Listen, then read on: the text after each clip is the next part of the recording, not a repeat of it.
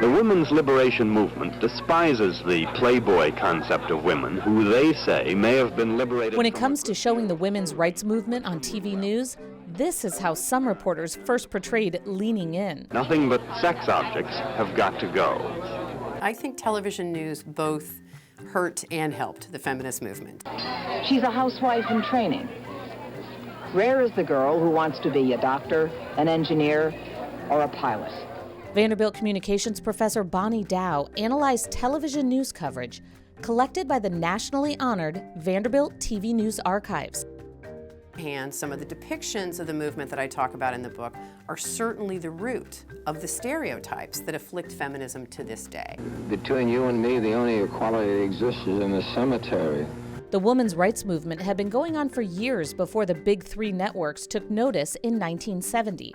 There are so many moments in that coverage from 1970 when news workers are, openly disdainful or dismissive or, simply overly amused by the idea that women might have something worth fighting for.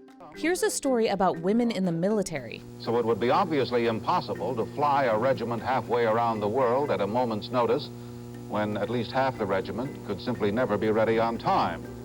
Other TV coverage from that year gave balanced reports on key feminist issues, like the Equal Rights Amendment, child care needs, and lawsuits over employment discrimination. The Southern Pacific Railroad had refused for the fourth time to promote her from clerk to station agent. The reason was California laws said women cannot work overtime nor lift more than 25 pounds.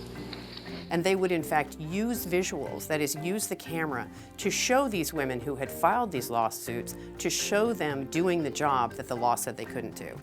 Legal and social practices that relegated women to second-class status have been abolished. Though women have made major strides in the last 45 years, Dow says the fight for equality in business, leadership, and politics still has a long way to go.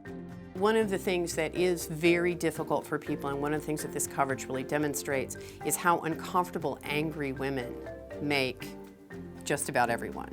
This myth of male protection of women does not exist.